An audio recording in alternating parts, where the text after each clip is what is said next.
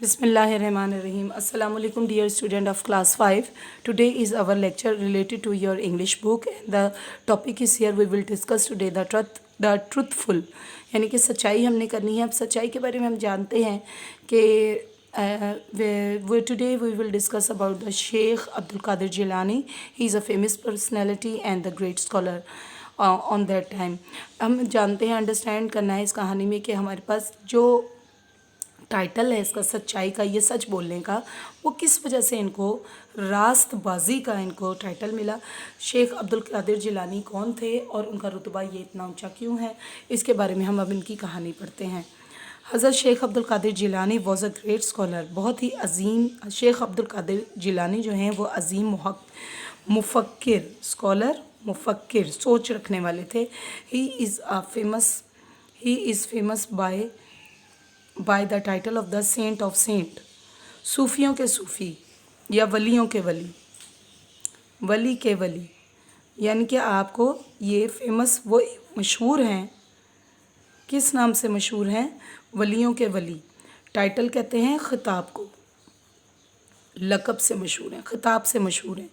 His childhood, उनका बचपना, childhood बचपना यानी बहुत छोटे से थे, बच्चे थे. बचपना जो था, story of the truthfulness is known to all Muslim. उनकी सच्चाई की कहानी को तमाम मुसलमान जानते हैं. इन हिज चाइल्डहुड, अपने बचपन में, the mother of Hazrat Abdul Qadir Jilani sent him to Baghdad with a caravan. कारवान कहते हैं हमारे जो लश्कर या जो बहुत सारे लोग इकट्ठे होकर सफ़र किया करते थे उस ज़माने में, उसको कहा जाता था.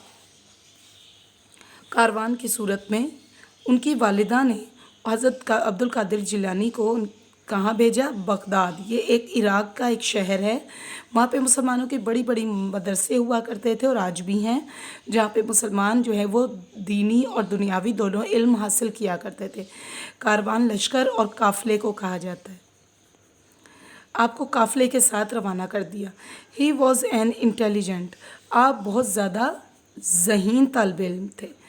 ज़हीन, इंटेलिजेंट, ज़हीन बॉय, आप बहुत ज़्यादा ज़हीन लड़के थे. And his mother wished him to study, और उनकी अम्मी की ख्वाहिश थी कि आप पढ़ें. विश्ड, ख्वाहिश. इन द ओल्ड टाइम्स, पुराने वक्तों में, it was not easy to study because the schools were at distant places. ये आसान नहीं था कि स्कूल भेजा जाए क्योंकि स्कूल बहुत ज़्यादा फासले पर हुआ करते थे. डिस्टेंट का मतलब होता है फासला, बहुत फासले पे हुआ करते थे. एवरी ट्रैवलिंग वॉज डिफ़िकल्ट, हर तरह का सफ़र करना बहुत मुश्किल था. डिफ़िकल्ट, मुश्किल.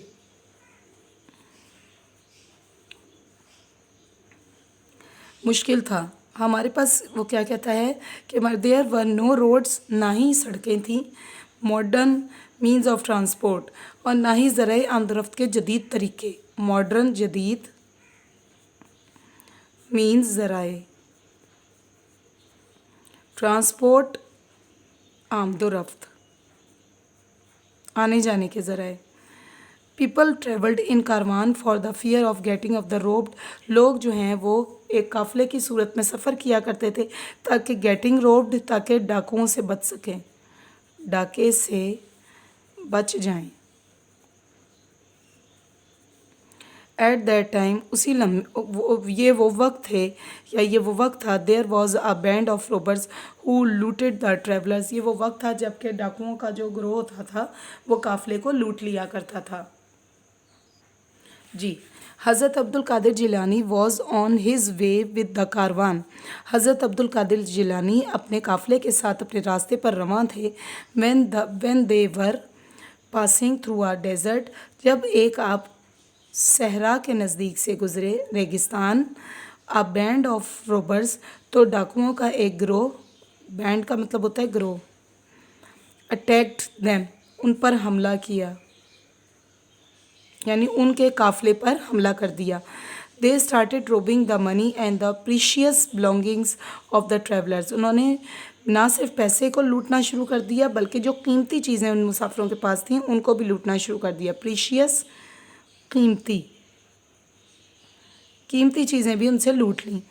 रोबर ऑल्सो केम टू हज़रत अब्दुल कादिर जिलानी रहमतुल्लाह अलैह एंड आस्क्ड हिम, वो उनके पास भी आए और उनसे पूछा, वट डू यू हैव, तुम्हारे पास क्या है? ही replied, I have 40 gold coins, मेरे पास तकरीबन 40 सोने के सिक्के हैं। द रोबर आस्क्ड, रोबर ने पूछा यानी डाकू ने पूछा, वेयर आर द क्वाइंस, वो सिक्के कहाँ हैं? ही प्रॉम्प्टली रिप्लाइड, आपने फ़ौरन जवाब दिया, प्रॉम्प्टली फ़ौरन जवाब दिया, that my mother sued them in my shirt, मेरी वालदा ने इन्हें मेरी शर्ट यानी मेरी कमीज़ में सी दिया। सूड सी दिया है। इसके बाद क्या हुआ? The robbers too came to his chief, robbers उसे अपने मालिक के पास ले गए। चीफ कहते हैं सरदार को। The chief asked the same questions and the truthful boy replied with the same answers, उन्होंने उससे वही सवाल पूछा और उस बहादुर बच्चे ने, ये सच्चे बच्चे ने वही जवाब दिया। The chief said to show him the money, तो उस सरदार ने कहा तुम मुझे अपने पैसे दिखाओ। एंड ही ओबेड, और उसने उस बात की पैरवी की या उस बात को माना। ओबेड मानना, पैरवी करना, बड़ों की बात को सुनना। The cheap and his gang were surprised, उसका गैंग यानी उसका जो डाकुओं का ग्रोह था वो देखकर हैरान रह गया, हैरान रह गया। अब स्टूडेंट्स हम अपना इंग्लिश बी ग्रामर से रिलेटेड काम करेंगे। स्टोरी हमारी आज हमने यहीं तक पढ़नी थी। अब हम ग्रामर का काम करेंगे। आप अपनी ग्रामर की बुक खोल लीजिए। अस्सलाम वालेकुम डियर स्टूडेंट्स, आज हमारा जो इसमें टॉपिक चल रहा है ग्रामर में, जो मैं आज आपको कराऊंगी वो है 3 forms of verb. 3 forms of verb, fail की मुख्तलिफ हालतें, फेल की 3 हालतें। बेटा हमने पढ़ा था कि वर्ब क्या होता है। वर्ब शो करता है हमारे वर्क को, काम को, फेल को। इसमें हमारे पास वर्ब की हमने मुख्तलिफ कंडीशंस पढ़ी थी। अब हम देखते हैं कि हमने क्या करना है। यहाँ पे 3 फॉर्म्स ऑफ वर्ब हैं। अब हम इसको डिस्कस करेंगे ताकि हमारा वर्ब की फॉर्म के साथ हम टेंसेस की तरफ रवां हो जाएं। वर्ब क्या होता है पहले हमें पता होना चाहिए बेटा। वर्ब क्या है? वर्ब इज़ अ वर्ड, ये वो लफ्ज़ है, कौन सा लफ्ज़ है? दैट एक्सप्रेस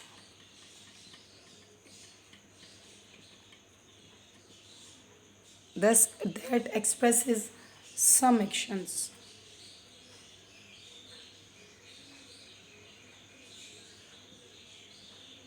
कुछ एक्शंस के बारे में पढ़ते हैं, फेल के काम के बारे में पढ़ते हैं।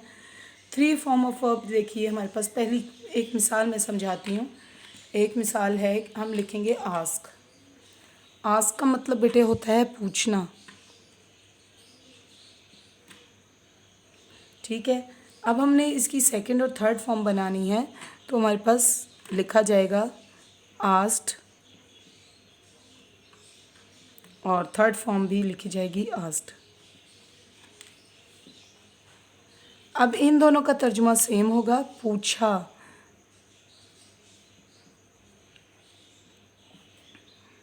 ठीक है, पूछा था या पूछा। जिस लफ्ज़ के साथ था या अलिफ लग जाता है वो हमारे पास पास्ट हो जाता है। ये हमारे पास प्रेजेंट था, ये पास्ट है, और ये हमारे पास पास्ट पार्टिसिपल कहलाएगा।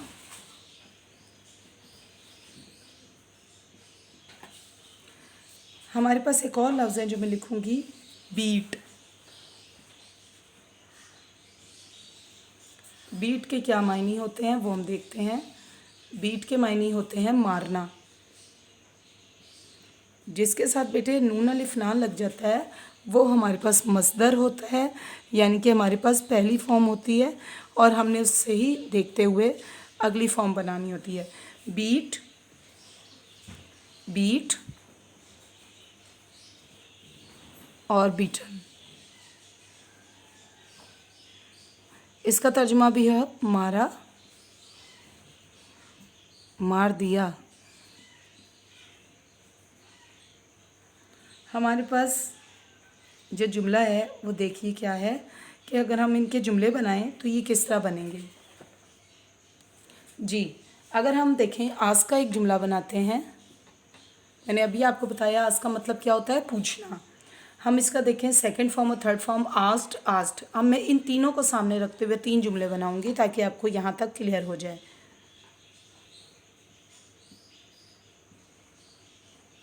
ये 3 लफ्ज़ हैं, यानी पहली फॉर्म, दूसरी और बेटे तीसरी। अब हम पहली जुमला बनाएंगे पहली फॉर्म के लिहाज से। The teacher asks me a question. The teacher ask me a question.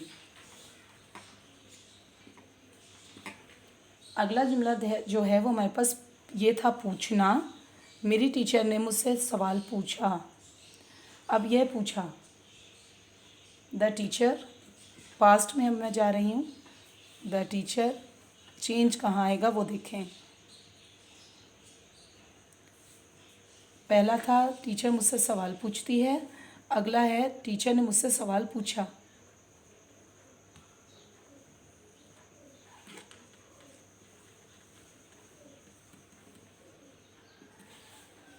Teacher ने मुझसे सवाल पूछा। अगर हमारे पास पास्ट पार्टिसिपल आता है तो हम जुमला कुछ इस तरह बनाएंगे, the teacher has asked me a question. अब इसमें सबसे बड़ा चेंज क्या आया बेटा, हैज़ का आया, जो मैंने अंडरलाइन भी किया है।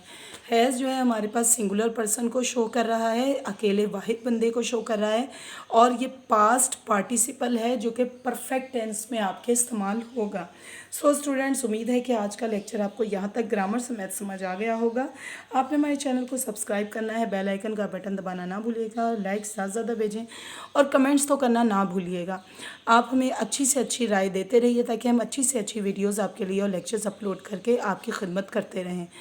सो स्टूडेंट, हम अब अगला लेक्चर लेंगे इंशाल्लाह ताला, लेक्चर नंबर 10, जिसमें हम अपना ट्रुथफुल वाली कहानी पढ़ेंगे और साथ में फॉर्म ऑफ वर्ब की अगली कंडीशंस देखेंगे। तब तक के लिए बेटा अल्लाह हाफिज़।